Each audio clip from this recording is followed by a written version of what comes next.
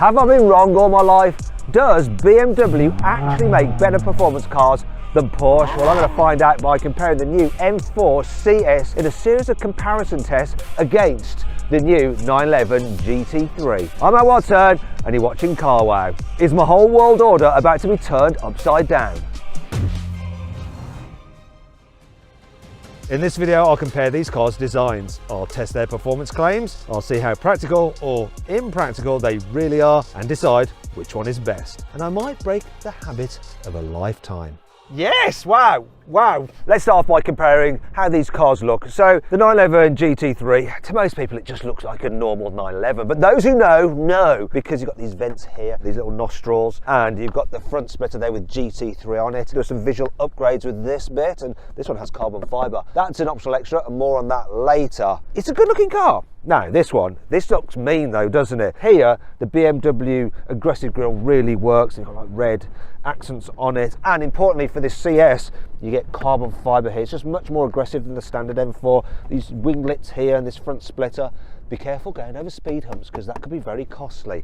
Big thing for me though is the bonnet. Look at it. I love it with this exposed carbon fibre. This car is so aggressive. And another thing I like about it, for this CS, you get yellow daytime running lights. Now, if you don't like those, you can deselect them. From the front then, this looks like the more powerful and aggressive car. Things are different at the back though.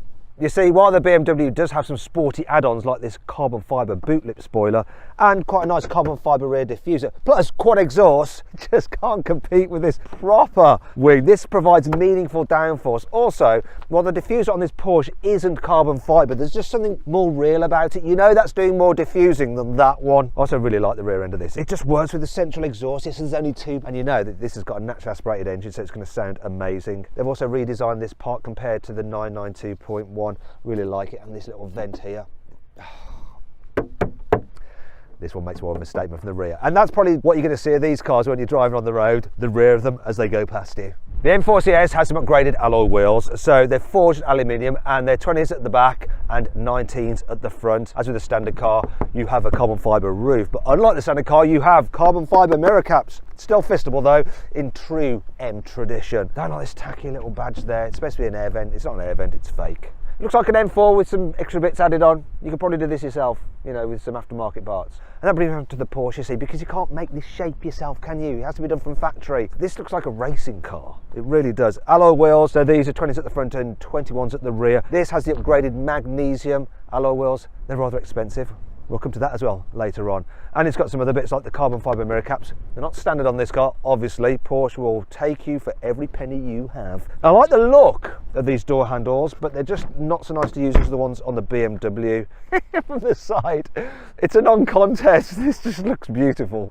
The CS version of the M4 has the same 3-litre twin-turbo straight six as the normal M4, but it's got 20 more horsepower. So 515 total. It has the same 650 Newton meters of torque. It drives all four wheels via an 8-speed automatic gearbox. And this big bonnet, which is made out of carbon fibre, is really handy at blocking the wind from me, and I'm keeping myself warm on the engine. Can't do any of that with the Porsche because you can't really get to the engine unless you get it on a lift.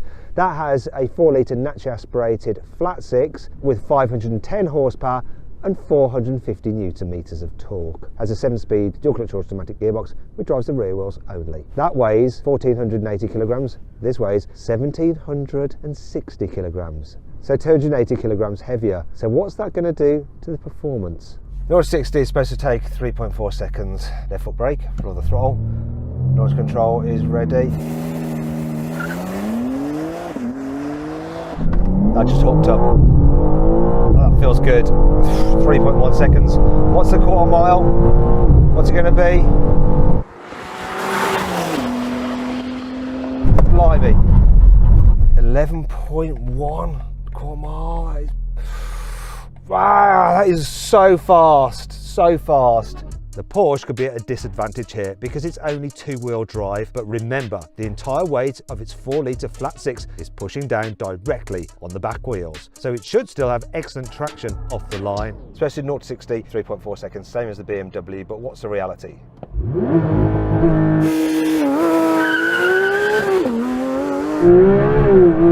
That was a good one. Yes! Yes, come on, can you beat the BMW? Ah! it to 60, that's for sure. But quarter mile beat by 1/100th of a second by the BMW. I mean, how close is that? But it's insane that this is rear wheel drive, right? And it manages to do that. So the BMW is the quickest by the narrowest of margins, but does it sound the best? Go on then.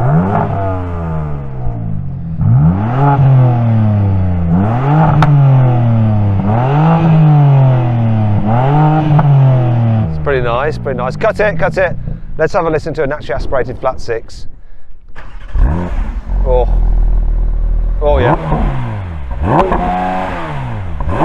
Okay, we've got a soft limiter, but it sounds good. Do this special stop, stop, stop, stop. Right. Stationary revving, no question, that sounds the best. Now let's hear them when they're driving.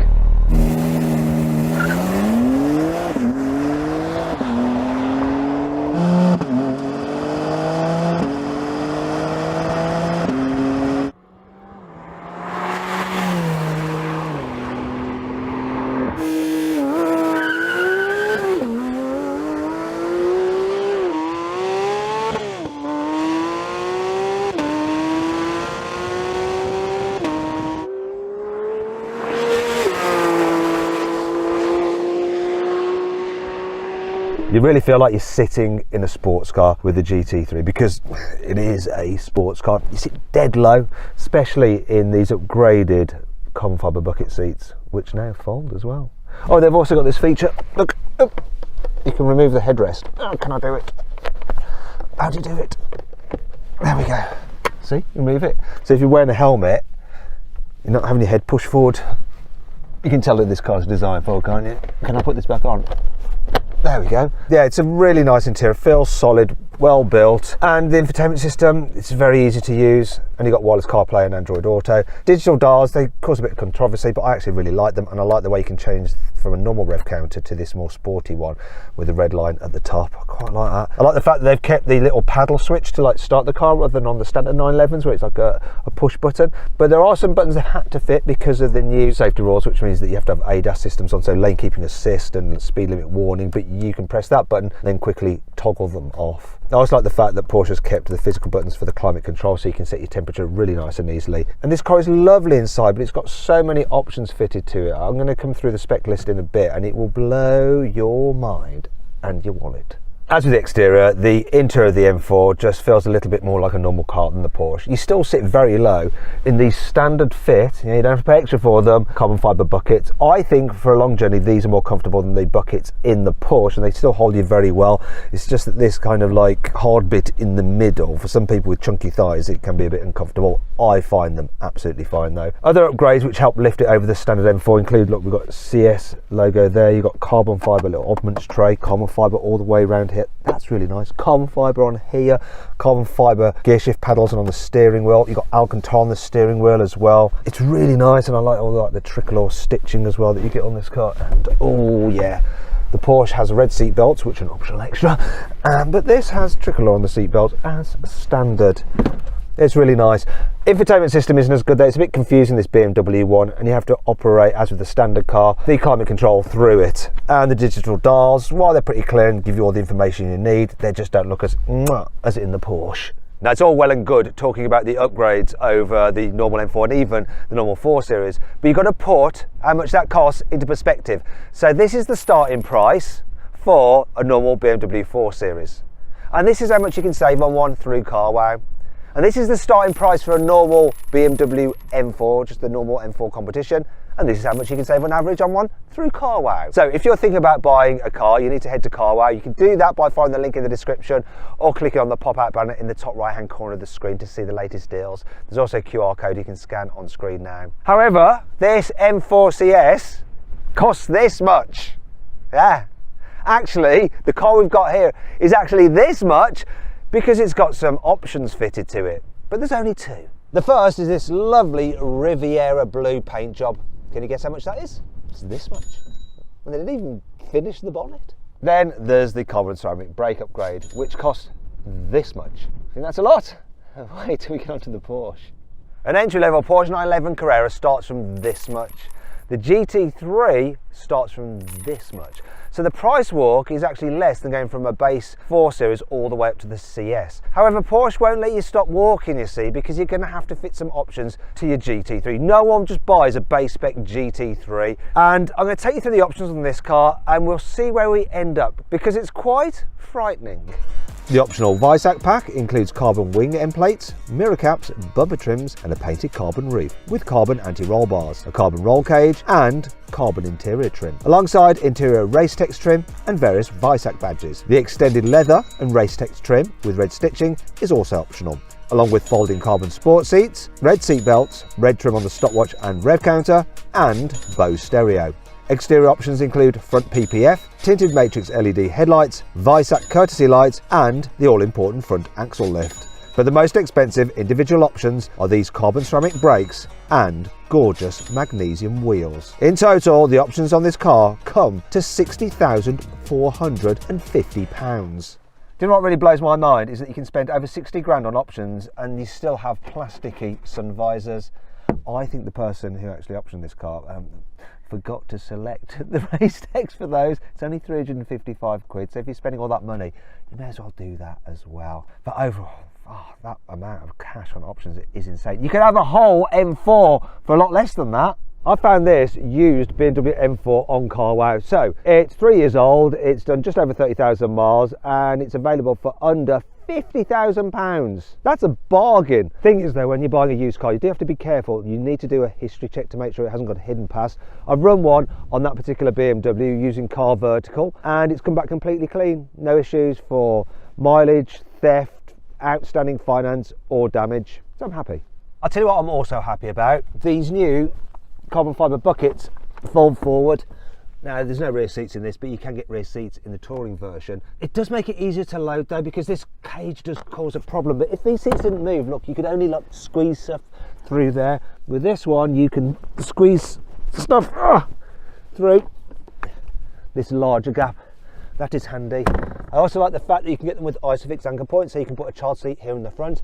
Can't do that in the bucket seats in the previous generation GT3, and these side bolsters just seem a little bit easier to climb over to get in. So that's good. I actually find the side bolsters in the BMW a little bit harder to get over than in the Porsche. Not much in it though. I'll tell you what is handy about the BMW. Tis this, having some rear seats. Yeah. And even if you have the touring with the Porsche, the back seats are nowhere near as good as this, so I've got a decent amount of knee room. Headroom's okay for me, but let's try someone taller. Nicholas? No, that seat's probably going to go a bit too far back. It's all right, isn't it? Headroom's tight. Headroom's tight. Headroom's very tight, but legroom's good, okay? That's way better than in a 911 though. Oh, absolutely, yeah. So happy about that. We're going to do something else you're not going to like in a minute. Right, Nicholas, you know what to do. I'm going to show you how big and practical this boot is. It is quite large for a sporty coupe. This is not going to be pretty. I'll tell you what's also not pretty. You see, I found a used BMW M4, which when I ran a Car Vertical history check on it, it came back with this: dodgy mileage and crash damage. So make sure you do a Car Vertical history check on a car, because then you can use that information to decide what to do next. Should you walk away from a car like that? Or maybe just use it as a negotiating tool to get the price down. Anyway, if you're going to get a used car, do a Car Vertical check. There's a link in the description of this video and the pinned comment, and use the code CARWOW for 20% off. Anyway, Nick, so this is the bit you're going to enjoy the most. I'm going to top to tail, see if we can fit 2 grown men in the back of this. I told you we're going to enjoy this. Goodness. This is going to be worse than that Car Vertical history check. Oh, look, there's a recess for my feet. Oh. Now, Miguel, you're going to have to shut the boot. Oh. But look at this though. This is going to happen. Come on, don't fart, Nick. Go. I think I've got some front end damage now. Ah! How do we get out? Actually, do you know what? This is roomier than I thought. Oh, we can release the seats as well. Look. There you go, that way. Don't kick me in the face, I know you want to. Oh, I've got a 12-volt socket here as well, look. It's a 12-volt socket, there we go. My problem is getting my legs out. Can you get out? If I don't do my neck in. I did my neck in last week doing this kind of thing. Anyway.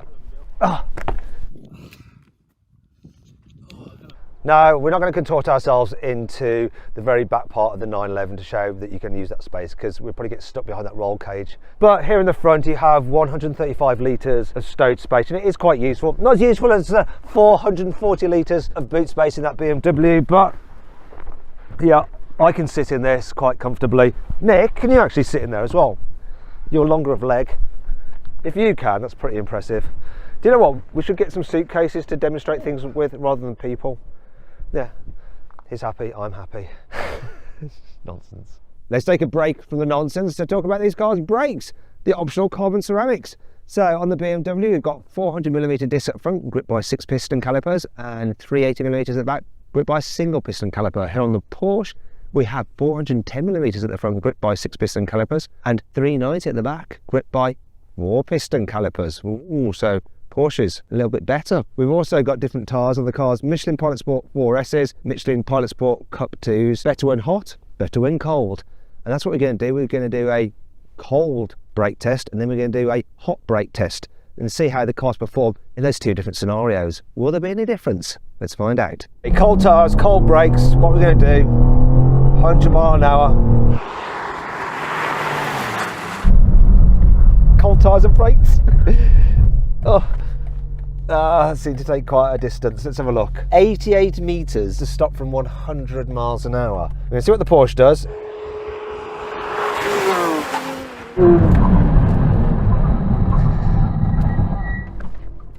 It did better than the BMW. 87 metres, 1 metre better. Is he going to do better once I've warmed it all up? We're going to find out. But first, I need to get some serious heat into the BMW's tyres.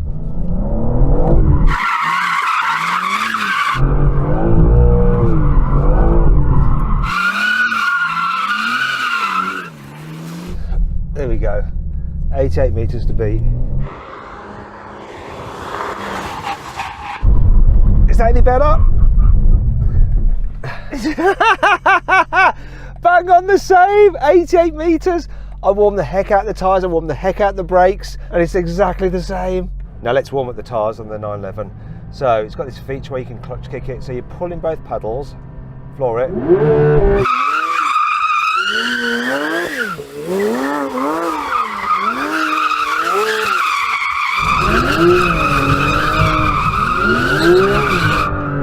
There we go. Should be ready to razz it. It's definitely a little bit more edgy than the BMW. Is that better? I don't know if it is. Yes! Wow! Wow! Hot brakes, hot tyres, 80 metres. I've taken 7 metres out of it by having everything warmed up. It's mad how it didn't affect the BMW, but it affected this. Maybe that's just the nature of the brakes, and in particular the tyres in the BMW. These Cup 2s on this, you've got to get them warm for them to do their job, and then they definitely do their job. It's easy to get your tyres into their ideal temperature range on a track, but it's much harder to do on the road. And this could be one reason why the BMW with its Michelin Pilot Sport 4S's might actually be a better all-rounder. But let's find out. When you're on it, oh, this thing feels properly fast. The engine likes to rev for a turbo, and it sounds good, though I know a lot of the sound that I'm hearing on the inside, it's kind of pumped through the speakers. The car will rotate on you a bit, so it's quite mobile and it's fun and engaging, and it's nothing but predictable and smooth, like you know what it's going to do. And then you can apply the throttle to sit the back down and stop it rotating, and just control it or make it rotate even more. The halfway house for the traction, the MDM mode, is really well balanced, so it gives you some fun and some slip without hanging you out to dry. It is fun. And it's great, you know, you've got a car that you can use with your family. I know it's a coupe, so it's not the most practical, but still, back seats and boot does the job. And then it's a proper, like, nutty sports coupe when you want it to be.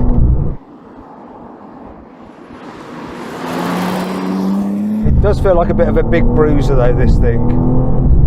It's not like a scalpel, but it's certainly a lot of fun, and you can cover ground extremely quickly. And with the four-wheel drive, you can enjoy the performance all year.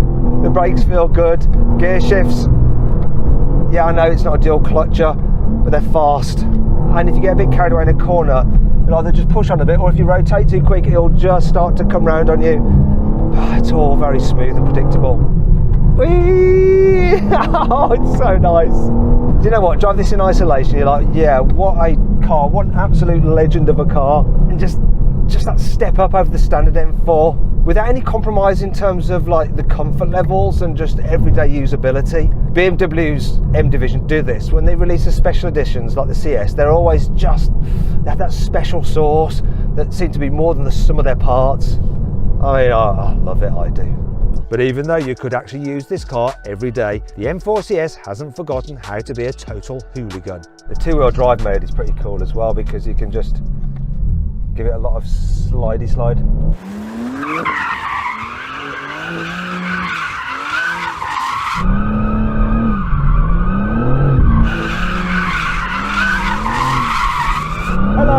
Hello, so easy this car. But how will the Porsche compare with its hardcore motorsport derived chassis setup? In some ways it's wrong to compare the GT3 to the BMW. We should just have like a normal Porsche like the GTS. While the BMW is perfectly livable every day and throughout the winter, you wouldn't want to with this. It's a little bit noisy, it's uncompromised, the tyres are no good when it's wet and cold. When the conditions are right, oh my goodness, it's like driving a racing car, it really is. The steering is so sharp, the chassis so stiff, the engine manic. I mean, in terms of speed, outright performance, they're just bang on each other really, but this, the way it's just so flat around the bends and just digs in, it's less likely to let go as well than the BMW, which kind of moves around a bit more. This, it's just so planted. And the drive that you get from that rear axle with the weight over the back wheels, it's just insane. Gear shift as well. You can tell this is a dual clutcher. It's just like bang, bang, bang. So fast on the gear shifts. It's an absolute weapon. The seats are fantastic as well. Just hold you firmly in place. I mean, when the weather's good and the roads are good, this is the car you're going to choose all day long. You do have to watch which gear you're in because you haven't got the torque to pull you out if you're in the wrong gear like you can the BMW, but get it right. This engine is an absolute peach. And the noise, I mean, the BMW just can't come close. This is pure motorsport, this sound.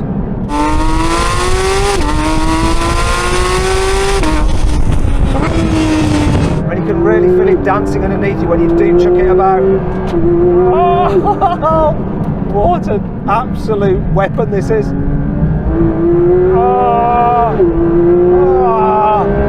All the way to 9, yes please. And then you have to relax and just chill for a bit and go, oh, do you know what an amazing, amazing car. But it's only amazing on the right kind of journeys. Other times it's going to be a bit of a pain. This is the car I want, but it's not necessarily the car I or you should have. So then, which car is best? Well, technically it's the Porsche GT3. However, you can only really enjoy it if the conditions and the situation is right, whereas the BMW you can enjoy more of the time and all year round. So my final verdict is this: if you're having it as a second car, choose the Porsche. If you're having it as your only car, choose the BMW. I hope that makes sense. I hope you enjoyed the video. If you did, give it a like. If you want to watch some other videos, click on the video windows, and if you haven't done so already, click on the carwow logo to buy some of our new carwow merch.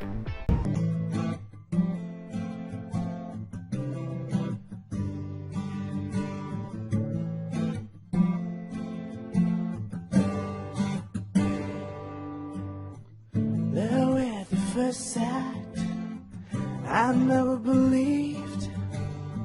When I saw you for the first time, I changed my mind.